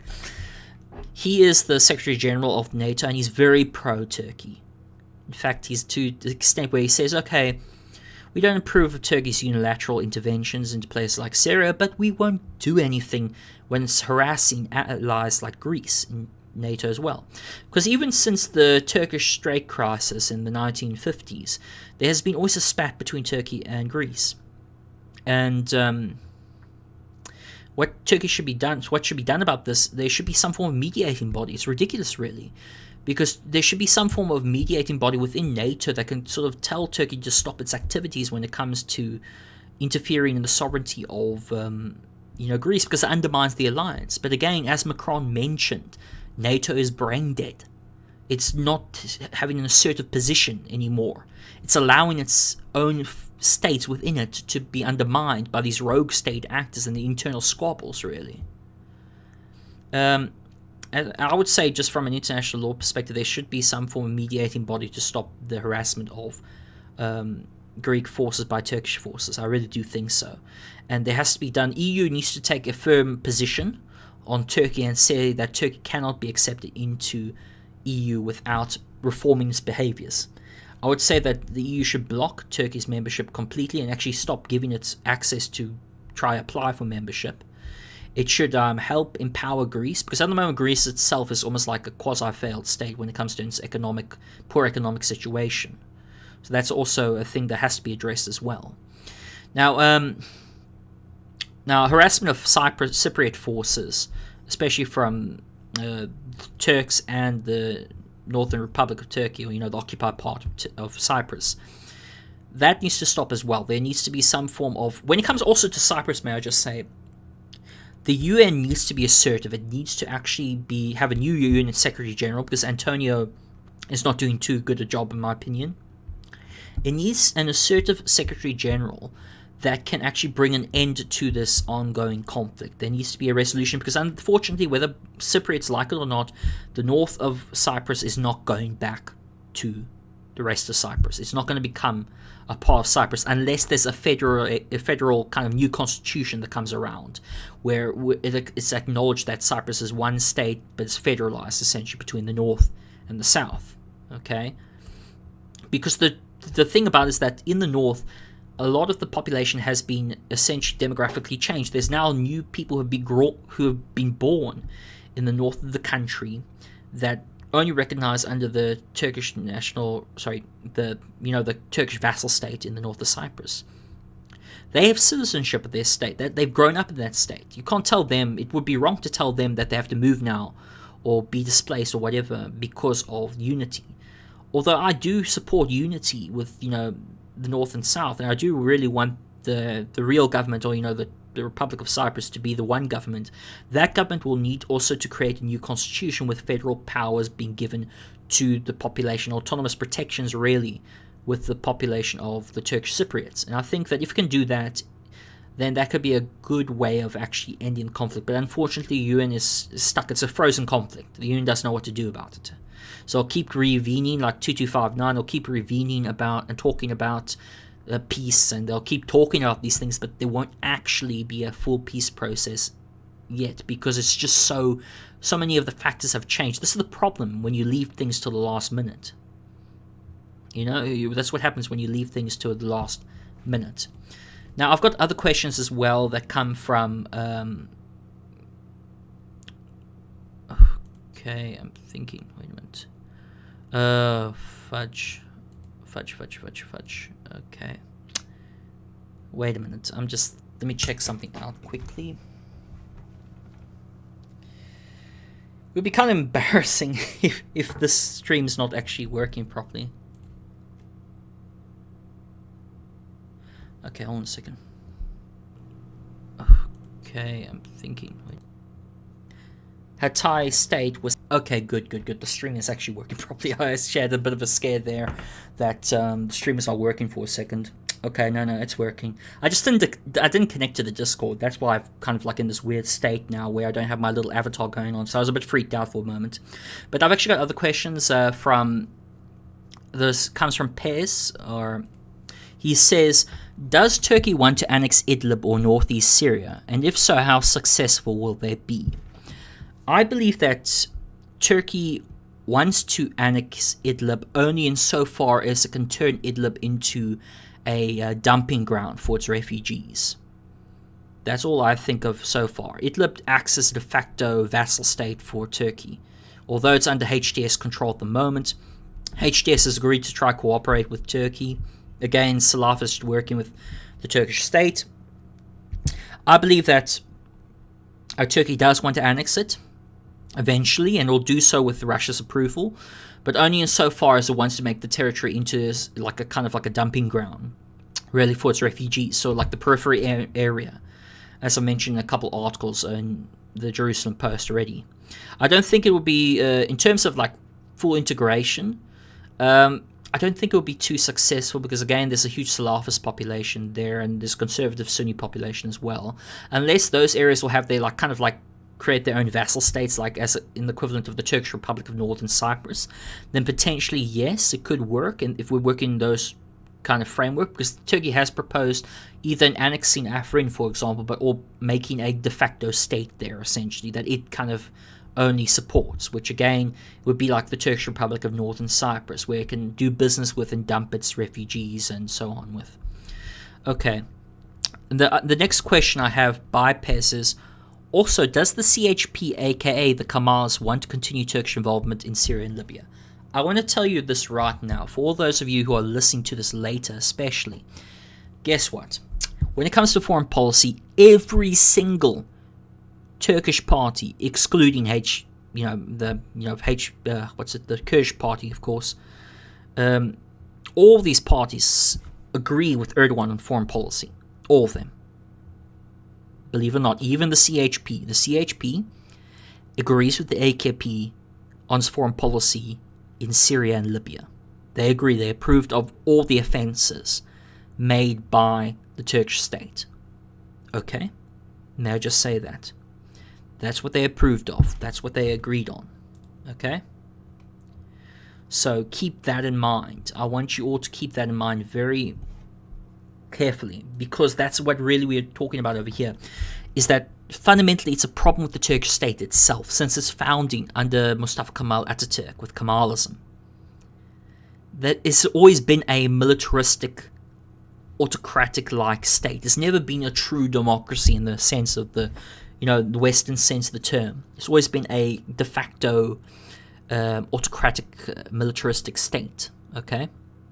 And this has to be noted, essentially, as well, for the purpose of this. So when you see the CHP or the AKP, if you think that if the CHP is going to just withdraw troops from Syria or Libya, it's not. Okay? It's the policy of the Turkish state. It will continue that in some different form. It may de-Islamize the state a bit more, but at the end of the day, when it comes to military operations, you're guaranteed to find a collaboration between all groups. When it comes to foreign policy, even the CHP mayor that has been recently elected, I think it's Istanbul, he's been anti-refugee as well in Turkey, especially. I just wanted to say that. I think that's all the questions. If there's any more, please just give them now. I'm going to be closing up within about 2 minutes. I think I've done actually a good job in actually going over these different things and different this is sort of the question, different topics around the topic today. But if that's all, I'm going to see, is there any more questions? No, I don't think so. No, okay. I think that's all I'm going to conclude then. So, again, I would just want to say before I close up thank you for everyone who listened to this and who will listen to in the future. I will link the sources that I've used below. I'll also timestamp this podcast as well. So don't worry, if you want to know where the sources I use come from, I'll link them in the description box below. Just give me some time to actually edit the description box and add them in, as well as make timestamps. So I'm going to close off now.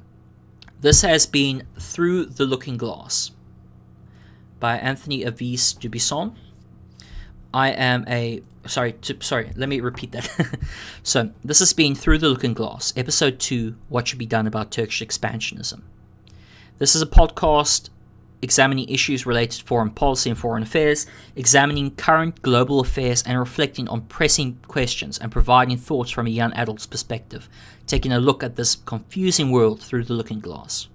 I have been Anthony Avis Dubisson, a freelance writer for a number of online syndications such as The Region, Aria Magazine and Jerusalem Post, that writes on the MENA region, on the Middle East and North African region. And thank you for listening, and have a good night